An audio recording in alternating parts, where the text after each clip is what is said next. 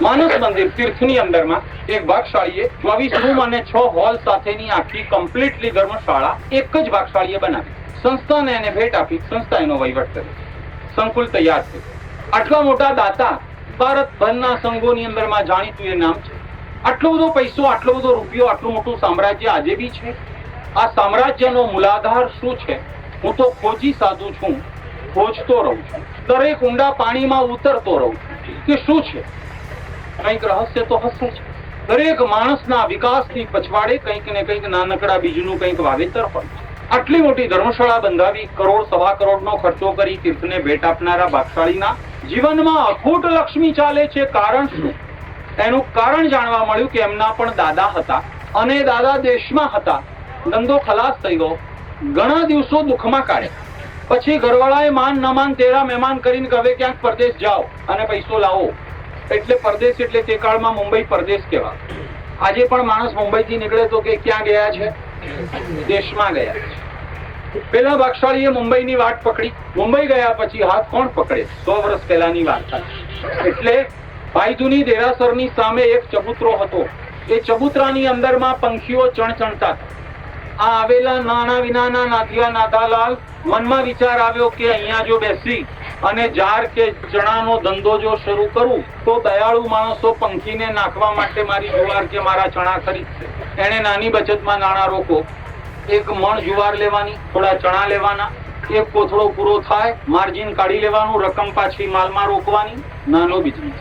રસ્તામાં રખડતા કાગળિયાના ટુકડા બુકડા, ફાટેલી નોટો બોટો પસ્તી, એના ભૂંગળા બનાવી અંદર જુવાર ભરીને મંદિરે દર્શન કરવા આવે. ઓટલે બેઠેલો આ માણસ સામે ધરે 10 પૈસામાં એક ભૂંગળું આપી દે, જઈને જુવાર નાખ્યા. ઘણા દિવસો સુધી આમ ચાલ્યું. જોગાનું જો ભાઈધુની ગોડીજી મંદિરની અંદરમાં એક યતિ મહારાજ આવ્યા. રોજ નીકળતા હતા, પણ પેલો તો બેસી રહેલો એના ધંધાના થડા ઉપર હાથ જોડે. આજે કોઈ ગ્રાહક હતું નહીં, નવરો બેઠો હતો અને મહારાજ પણ જરા શાંતિમાં હતા. ઉભો થઈ અને મહારાજના ચરણ ચૂમી લીધા. મહારાજે આશીર્વાદ આપીને અંદરમાં પ્રવેશ કર્યો. પેલાને પૂછ્યું કે ભાઈ ક્યાંથી આવો છો? આટલું માત્ર પૂછવા માત્રથી એને થયું કે મહારાજ મારું કંઈક ભલું કરશે. મહારાજની પાછળ પાછળ અપાસ રહી. જતી મહારાજ હતા એટલે પાટે નહીં પણ ગાદીએ બેસતા. ગાદી ઉપર બેઠા એટલે આ ભાઈએ ચરણ સ્પર્શ કર્યો અને જતી મહારાજને પૂછ્યું કે બાપજી, બહુ મોટી જવાબદારી માથા ઉપર છે, ઘણો મોટો પરિવાર છે, 1 2 3 નહીં પણ 50 પેટનો પ્રશ્ન છે અને એટલે જ ગામ છોડીને પરગામમાં આવ્યો છું. મહારાજ જરા કંઈક કરો ને યાર, ચામર બામર હલાવી દો ને, મારું ઠેકાણું પડે. જતી મહારાજે સાદો સીધો સિમ્પલ રસ્તો બતાડતા પેલા જણને કીધું કે કાલથી એટલું કામ કરજે. ઓટલે બેસીને જે ધંધો કરે છે, જેને પણ તું ભૂંગળું આપે ચણાનું કે જુવારનું, એને આપતા પહેલા નવકાર ગણી તારે ભૂંગળું હાથમાં આપવા. બોલ એટલું થાય? બાપજી જરૂર થાય. પછી પેલો તને પૈસા આપે તો એમનેમ ખિસ્સામાં નહીં મૂકવાના, એક નવકાર ગણીને ખિસ્સામાં મૂકજે. દિવસમાં જેટલો ધંધો થાય, નવકારનો જાપ કેટલો થાય. મારે તમને તે કેવું છે કે રસ્તા બધા છે. હો ભાગશાળી, ચોઇસ ફોર યોર. તમે સિલેક્ટ કરો કે તમે કયા રસ્તે જઈ શકો. એમ ખાલી ઠાલી વાતો નહીં કરો, ખાલી વાતોના બળગા નહીં ફૂકો. કલ કરના સો આજ કર, આજ કરના સો અબ કર. પેલા માણસને તો થઈ ગયું કે ગુરુ મહારાજે જાણે કાનમાં કીધું, બસ મારું ભલું થઈ. અને એ માણસે નીચે ઉતરતાની સાથે પહેલું જ ઘરા ગાયું, નવકાર ગણીને પેલા એ કાઢીને 10 પૈસા આપે, નવકાર ગણીને પછી પૈસા ખિસ્સામાં મૂક્યા. એવું પકડ્યું કે જેની કોઈ સીમા નથી. એવી શ્રદ્ધા બેઠી. સમરો મંત્ર ભલો, નવકાર એ છે.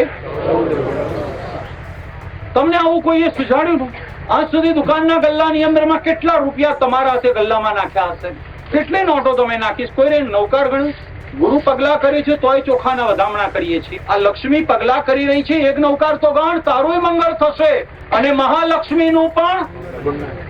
આ ભાગશાળીએ ચાલુ કરી દીધું. Turning point of life. દશા બદલાઈ. ગામનો જ એક માણસ મળી ગયો અને એને ઓળખી કાઢ્યો. કરે ફલાણા ભાઈ તમે અહીંયા ક્યાંથી? આંખમાં આંસુ આવી ગયા. કેમ? આમ તો કે બસ 50 પેટનો પ્રશ્ન લઈને મુંબઈ આવ્યો છું. તો ક્યાં જુવારીમાં ચણામાં શું થવાનું હતું એ તો ભગવાનને ખબર શું થવાનું. હું તો બેઠો છું, મારું કામ તો કામ કરી દે. કાલથી એમ કર પેઢીએ આવતું. એ માણસને પેઢીએ લઈ જવામાં આવ્યો. એ માણસે પગલા પેઢી ઉપર કર્યા. એ દિવસે પેઢીવાળાને સારો એવો નફો થયો. મેં તમને પહેલા બી કહ્યું કે ક્યારેક કોઈ ઘોડું આવી જાય તો ઘોડું પણ ભાગ્ય ફેરવી નાખે છે. કોઈ માણસ આવી જાય તો એ ભાગ્ય બદલાઈ જાય છે અને કોઈ બાળક આવી જાય તો ભાગ્ય બદલાઈ જાય છે. પેઢુનું ભાગ્ય બદલાઈ ગયું. એને માર્ક કર્યું કે આ માણસના આયા પછી આપણી ચડતી કરા છે, એને પાર્ટનર બનાવે, સારા એવા રૂપિયા કમાય. ભાગીદારીમાંથી હવે છૂટા થવાનો મોકો આવ્યો. હવે બસ મારી ધારણા મુજબ મેં રૂપિયા કમાઈ લીધા છે, મારે ભાગીદારી નથી જોઈતી. તારે ઓફિસે આવવું હોય તો આવવાનું, ના આવવું હોય તો નહીં આવવાનું, પણ તારી પાર્ટનરશિપ કાયમ ચાલુ રહેશે, તને છૂટો કરવામાં નહીં. કારણ કે પેલાને ખબર હતી કે ધંધો મારો છે પણ ભાગ્ય આનું કામ કરી રહ્યું છે. એ માણસને ન છોડે તે ન છોડ્યો. જતે દિવસે હીરા, માણેક, પાના અને મોતીની આ મોટામાં મોટી પેઢી બની ગઈ. અને એના જ સંતાનો આજે બી વિજયકુમાર ભરત સલ્લુ અને વિજયકુમાર નામે આજે પ્રસિદ્ધ છે. એન્ટ્રોપની અંદરમાં સૌથી મોટામાં મોટો ધંધો ચાલે છે. જેટલા પણ પાલનપુર વાળા હીરાની અંદરમાં દાખલ થયા એ બધાને દાખલ કરનાર જો કોઈ માણસ હોય તો બી વિજયકુમાર એન્ડ પાર્ટી. એના દાદાઓ બધા પાલનપુરિયાઓને મુંબઈ લઈ આવ્યા અને બધાને ઉભા કરવાનું કામ એક ગરીબ માણસે આખા સમાજનો ઉદ્ધાર કરી નાખ્યો.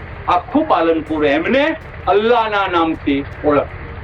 એને આખું દુનિયા અલ્લાહ કહેતી હતી. મુસલમાનોનો બહુ વ્યાજ વટાવનો ધંધો ચાલતો. અડધી રાતે મુસલમાન આવે અને રૂપિયા લઈ જાય વ્યાજે, અને અડધી રાતે કોઈનું પણ સંકટ સાચવતા હતા, કોઈના ભાંગ્યાના ભેરું થતા હતા. એટલા માટે દુનિયાના લોકો એને મુસલમાનો અલ્લાહ કહીને બોલાવે કે અલ્લાહ છે. હા, અલ્લાહ માણસ. એમનું નામ હતું શાંતિભાઈ લલ્લુભાઈ. હા, હું જે વાત કરું છું તે લલ્લુભાઈ, વિજયકુમાર શાંતિલાલ અને શાંતિલાલ લલ્લુભાઈ. આ લલ્લુભાઈ હતા. તે લલ્લુભાઈને લોકો અલ્લુભાઈ કહીને અલ્લાહ કહીને બોલાવતા.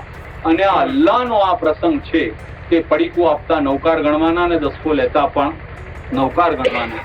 નાના કાર્યોથી કેટલી મોટી શુભ શરૂઆત થાય છે અને કેટલા મોટા રિઝલ્ટ તો ક્યારે ક્યાં મળે છે. ગાજે ગાજે મહાવીરનું શાસન પ્રભુના શાસનમાં. આવા હજારો ભીમા કુંડલિયાઓના દ્રષ્ટાંત છે જેમણે શૂન્યની અંદરમાંથી વિરાટ સર્જન